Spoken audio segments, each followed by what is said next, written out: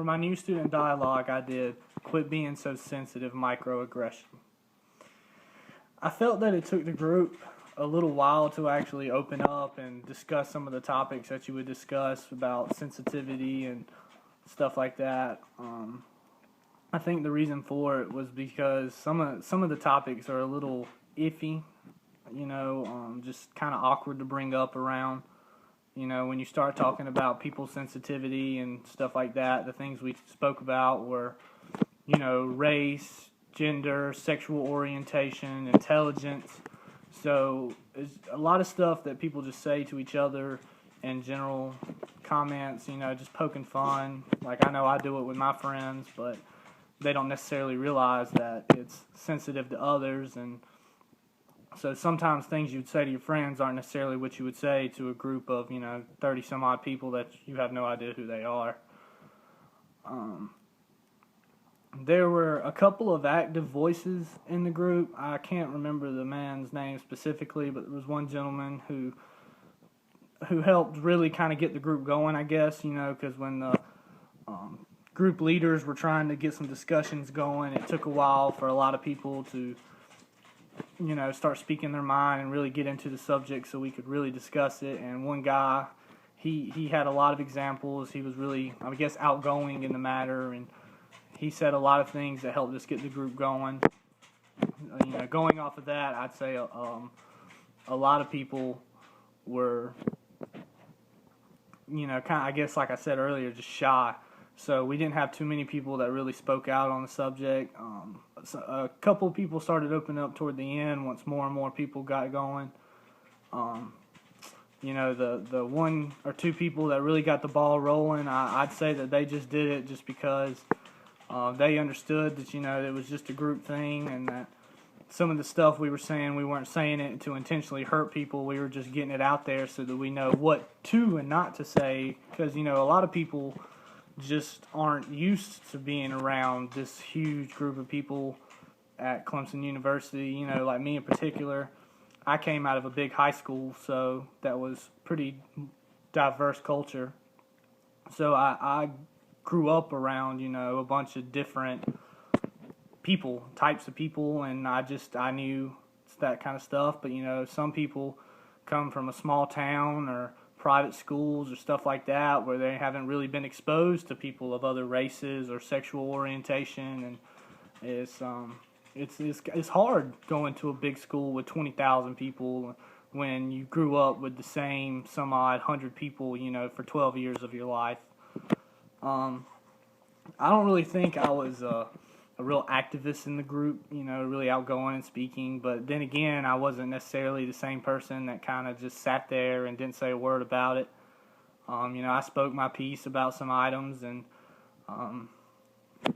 it's just I'd say that I'd say I was somewhere in the middle. I tried to comment on a few things, but I didn't want to be a dominant person where it just ended up being a conversation between me and the group leader. So I feel like my participation in the group was above average, though, and that I contributed to the conversation substantially.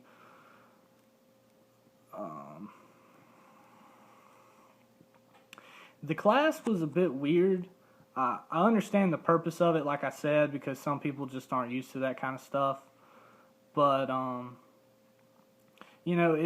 when you throw a bunch of people into a room with people they don't know, they tend not to really speak their mind. I don't know a better way to handle it, but I did feel that we probably wasted a good 30, 45 minutes, because it took time going. The leaders would say something, and they tried. I'm not knocking them, but it did just take a while for people in the group to actually come out and start saying some things on their mind. But I do believe this is a useful tool. I think it's good for people who don't necessarily get exposed to a lot of different types of people and stuff, and this is a good activity to show them, that sometimes it's just not appropriate, even though that was how you were raised. I'm not going to lie to you about it. I came from a small country town where there's a lot of people who are racist, and prejudiced against this and that, and I don't hold my own personal beliefs with those around me because I believe that that's just ignorant to be that type. But I mean, I know several people, and even people I was friends with, that I mean, it's just what they grew up, it's just what they knew, and sometimes it's just hard to break that mold when that's all you know, because you just kind of expect everybody else to feel the same way about it. I know we were talking about a particular comment that really kind of I just kind of struggle to understand it.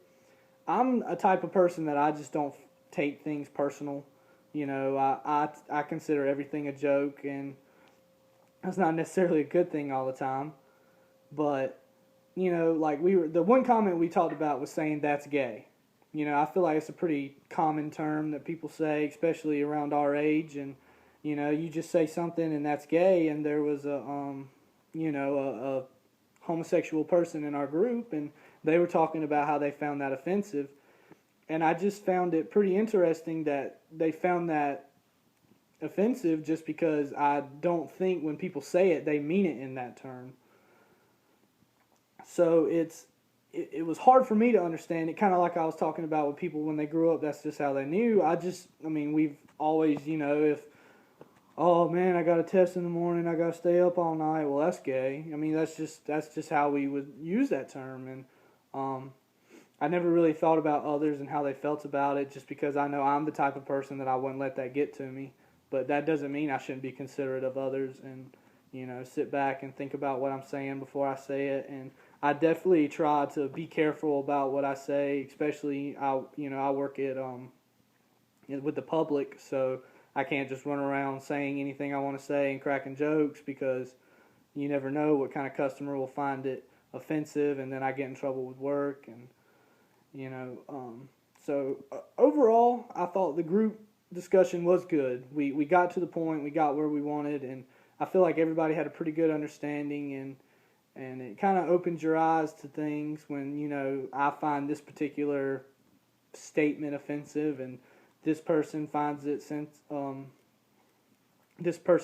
offensive. So I think the topic, you know, quit being so sensitive. I think the biggest thing wrong with this country is that everybody is just too sensitive, and that sometimes you just gotta take stuff with a grain of salt, and you can't make a big deal about everything. You know, obviously if there's a continuing, you know, presentation of prejudice towards someone or a particular group of people, then obviously something like that needs to be handled. But I mean, just little statements, you know, if I'm walking down to class at Clemson and I hear somebody say 4 eyes, I'm not just going to jump to conclusions and you know, make a big deal about it. It's just a joke. So I just think the lesson overall was good. It shows people that, you know, there are lines that can't be crossed, and there's some things, no matter what you say, it's just not a joke. You don't joke about it. But I felt the group was beneficial. I think it really helps a lot of the younger people who were coming in, and it's new, and it's even a great way to meet new people. You know, some people, I'm sure, maybe met somebody they'd never meet before, and now they're friends. So overall, I think the new student dialogue is a productive way. I think there could be ways to make it a little better, something to just hit the ground running, to actually get the conversations going in the beginning, instead of having all these shy people just sit in a circle and look at each other. But besides that, I really had no complaints with it, and I felt that it was a good thing to do for incoming freshmen and transfer.